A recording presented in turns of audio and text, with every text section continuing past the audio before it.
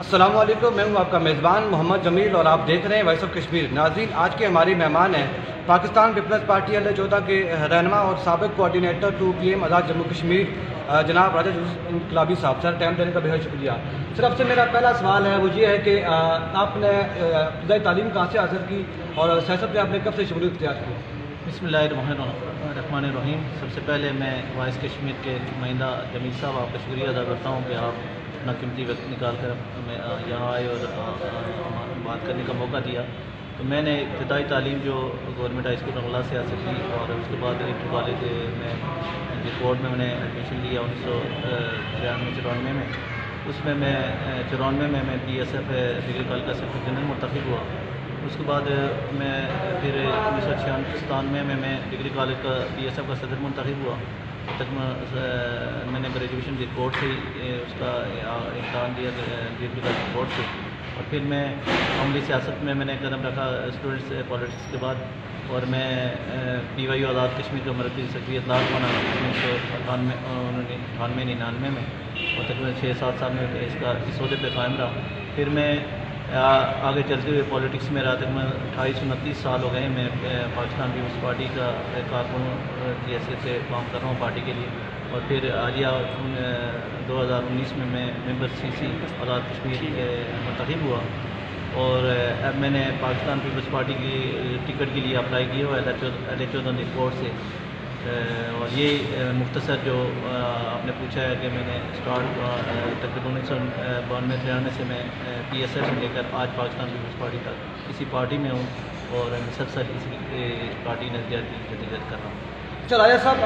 آپ کیا سمجھتے ہیں کہ LA14 سے پاکستان پیپلز پارٹی کے کافی امیدواروں نے ٹکٹ کے لیے اپلائی کیا ہوا ہے، اور آپ کس حد تک مطمئن ہے کہ آپ ہی کو ٹکٹ ملے گا؟ دیکھیں، چونکہ میں کارکن ہوں اور مجھے پتہ ہے کہ اگر پاکستان پیپلز پارٹی نے میرٹ کی بنیاد پر ٹکٹ تقسیم کیا تو وہ ضرور مجھے آن بورڈ کریں گے۔ ٹکٹ کی تقسیم کا عمل جب ہوگا، ظاہر ہے پارٹی اس پہ ڈسکس کرے گی، اور ہمارے جو اور امیدوار ہیں وہ میرے لیے قابل احترام ہیں، میرے بھائی ہیں سارے، اور پارٹی جس کو ٹکٹ دیتی ہے، ظاہر ہے ہم پارٹی ڈسپلن کے اندر ہوتے ہیں، ہم اسی کو آن کرتے ہیں۔ لیکن میں چونکہ اپنی جدوجہد کی بنیاد پر، اپنی اس سروس کی بنیاد پر پارٹی ٹکٹ کے لیے امیدوار ہوں، اور پارٹی ٹکٹ کو یہ ڈیمانڈ کر رہا ہوں، اس لیے کہ 1993 سے لے کر آج تک تقریباً یہ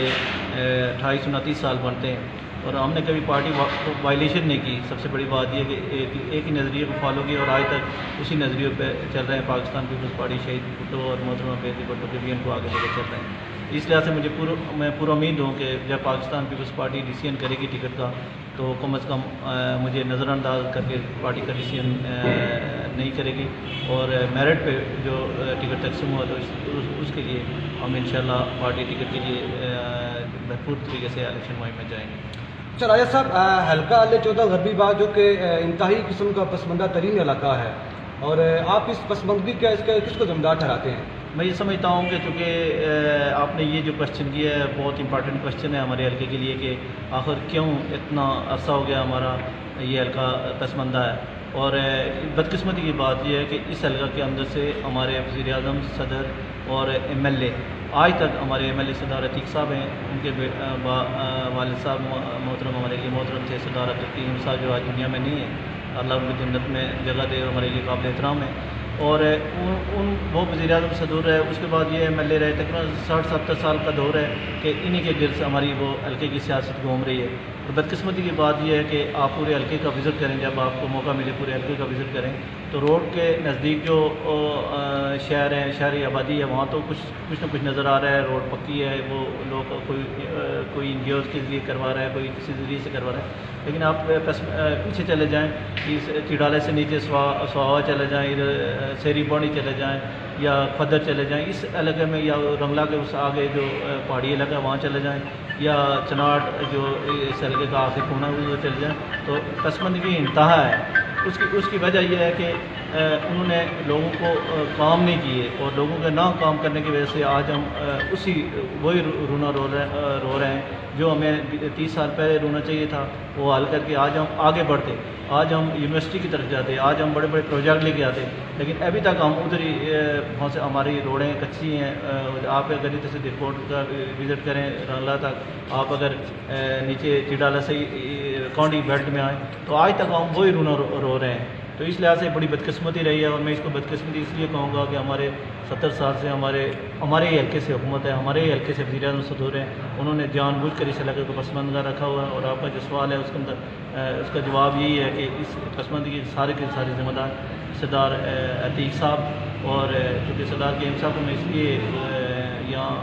ذکر نہیں کروں گا, وہ دنیا میں نہیں ہے, تو جو مسلم کانفرنس کی حکومت ہے وہ ہماری پسماندگی کی ذمہ دار ہے, اور انہوں نے ہمیں پسماندہ جان بوجھ کے رکھا ہوا ہے. اچھا راجہ صاحب, آپ چونکہ ٹکٹ کے امیدوار بھی ہیں, آپ نے اپلائی بھی کیا ہوا ہے, تو آپ پاکستان پیپلز پارٹی کا غربی باغ کے حوالے سے کیا تعمیر و ترقی کے حوالے سے کیا پلان ہے ہوگا؟ دیکھیں, ہم پہلے جب ہماری گورنمنٹ آئی 1916 میں اور 2016 میں, تو اس وقت 2011 میں ہماری گورنمنٹ بنی اور 2016 تک ہم رہے. اس میں اللہ کے فضل کرم سے ہم نے 1 ڈگری کالج, دو ہم نے inter college, Malout degree college, Rangla degree college, اور پھر ہم نے اسکولز اور اس طرح کے جو پروجیکٹ تھے جو جن کا عوام کو, ہمارے مستقبل کو فائدہ تھا, وہ ہم لے آئے. اور بدقسمتی کی بات رہی کہ موجودہ گورنمنٹ جو نون لیگ کی ہے, ہمارا آیا ہوا ڈگری کالج رنگلا سے وہ اس کو معطل کر دیا گیا, وہ اس کو نوٹیفیکیشن کینسل کر دیا گیا, اور وہ آپ نے سوشل میڈیا کے اندر دیکھا ہوگا کہ سخت قسم کا احتجاج رہا, لیکن وہ ابھی تک بحال نہیں ہو سکا. اور اس آپ کی وساطت سے میں پھر حکومت آزاد کشمیر سے آخری بات یہ کہوں گا کہ اب چونکہ الیکشن کا دور آنے والا ہے, اور اگر انہی دنوں میں آپ لوگوں سے مخلص ہیں تو کم از کم ہمارے ڈگری کالج کو بحال کریں. اور جو ہم نے کیا, یہ چودھری مجید صاحب نے یہ والا سے پورٹ تک جو روڈ بنی ہوئی ہے, یہ چودھری مجید صاحب نے اپنے فنڈس دیے ہماری حکومت نے, اور یہ ہماری روڈ والا کی بنی. اور اس کے علاوہ پیچھے جو ایک آپ کی اطلاع کے لیے, چونکہ آپ کی اطلاع میں لانا ضروری میں سمجھتا ہوں کہ یہ جو والا سے نیچے روڈ جس کا پروجیکٹ تقریباً 65 کروڑ کا تھا یا 70 کروڑ کا تھا, یہ منظور ہو کے آ گیا. اور صرف سردار عتیق صاحب کی اس بنیاد پر کہ جو جن کو ٹھیکہ مل رہا تھا کشمیر کونسل سے, ہمارے ایک عزیز ہیں فہیم فاروق, تو ان کی بنیاد پر وہ کام شروع نہ ہو سکا. اور اس کی بنیاد پر آج تک آپ دیکھیں کہ محض لطیف صاحب نے بھی احتجاج کیا, اپوزیشن ساری نے احتجاج کیا, جو روڈ بنے جو ہماری سیری بن کانڈی کی روڈ ہے, اور آج تک وہ نہیں بن سکی. یہ بدقسمتی رہی ہماری. سردار عتیق صاحب نے چونکہ حکومت کے اندر موجود ہیں, اسمبلی کے اندر موجود ہیں, انہوں نے آج تک کوئی عوام کے لیے وہ ریلیف نہیں لے آئے جس کی بنیاد پر ہم یہ کہہ سکیں کہ ہمارا حلقہ کوئی پسماندگی سے دور ہو سکتا تھا یا دور ہوا. تو آج بھی ہم پسماندگی میں, اور انشاءاللہ آپ اس بات پر ہماری اگر آگے گورنمنٹ بنی سے ہم کوشش کریں کہ بڑے سے بڑے جو پروجیکٹ ہیں وہ ہم لے آئیں. چھوٹے پروجیکٹ چونکہ وہ لانے سے ہمارے مسائل حل نہیں ہوں گے جب تک کوئی بڑا ہم پروجیکٹ لانچ نہیں کریں گے. تو انشاءاللہ کوشش کر رہے ہیں ہم اپنے علاقے میں پسماندگی کو دور کرنے کے لیے. راجہ صاحب, تحریک بدل دو غربی باغ جو کہ نوجوانوں کی تحریک ہے, اور وہ سردار عتیق کے مقابلے میں ایک مشترکہ امیدوار لانے کی کوشش کر رہی ہے, تو آپ اس امیدوار کو مشترکہ جو الائنس بننے جا رہا ہے اس کو کس نظر سے دیکھتے ہیں؟ دیکھیں, میرا چونکہ تعلق پیپلز پارٹی سے ہے, اور ہم ایک ڈسپلن کے اندر رہ کے کر رہے ہیں, کیونکہ ہم پارٹی ڈسپلن میں ہیں. اوپر سے پارٹی کی جو ہمیں ہدایات ہوئی اس پہ عمل کریں گے. ہاں البتہ اگر حلقہ کے اندر جس طرح آپ نے نوجوانوں نے جو تنظیم بنائی تھی غربی باغ بدل دو, اس کو میں اپریشیٹ ضرور کروں گا ان نوجوانوں کو کہ انہوں نے بڑی محنت کی ہے, اور وہ ایک حساب سے انہوں نے جدوجہد کی ہے. جہاں تک مشترکہ امیدوار کا تعلق ہے, تو پھر میں یہ سمجھتا ہوں کہ اگر مشترکہ امیدوار بہت ہی ضروری ہے حلقہ کے اندر, تو پھر مسلم کانفرنس کے بعد کیونکہ نون لیگ اپنا وقت پورا کر چکی ہے, اور آج اگر پیپلز پارٹی کے امیدوار کو کوئی بھی جس کو ٹکٹ ملتا ہے اگر مشترکہ طور پہ اس کو سپورٹ کی جائے, تو میں سمجھتا ہوں کہ یہ ہم ٹف ٹائم دیکھ سکتے ہیں غربی باغ میں. اچھا, بحثیت کوآرڈینیٹر آزاد جموں کشمیر, آپ کی کیا خدمات آپ نے سر انجام دی اس دورے میں جب آپ اس کوآرڈینیٹر آپ تھے؟ دیکھیں, چونکہ ہمارے پاس حکومتوں کا تجربہ نہیں تھا اتنا جتنے اور لوگوں کے پاس ہے جو مسلسل حکومتوں میں رہے. ہم کافی عرصہ کے بعد حکومت میں, پھر بھی ہم نے کوشش کی حلقہ کے اندر کے نوجوانوں کو ایڈجسٹ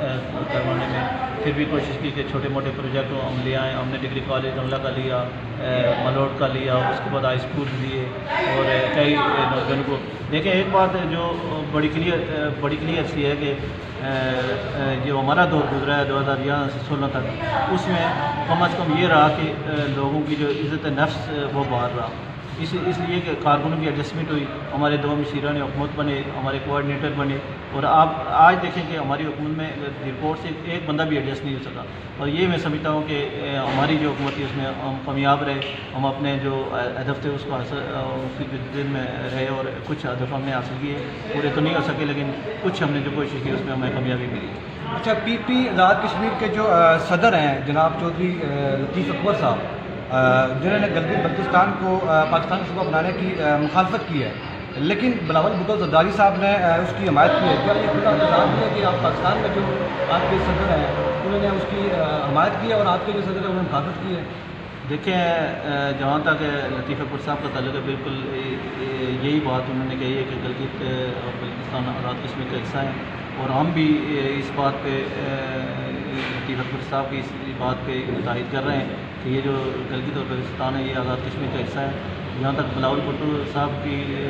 رائے تو ہو سکتی ہے, وہ پارٹی ہمارے چیئرمین ہیں, لیکن ہم نے جب بیٹھ کے لطیف اکبر صاحب اور ہماری آزاد کشمیر کی قیادت میں انہیں یہ بیٹھ کے اس پہ لائے کہ ہماری ضرورت ہے, اور ہم اس بات پہ کمپرومائز نہیں کر سکتے کہ ہمیں ہمارا کشمیر کا کوئی حصہ کسی اور کسی جگہ ہم ڈسٹرب ہوں یا ہمارے کشمیر کا حصہ ٹوٹے. تو اس بات پہ آج بھی ہم اسٹینڈ کر رہے ہیں کہ گلگت اور بلتستان آزاد کشمیر کا حصہ ہیں, اور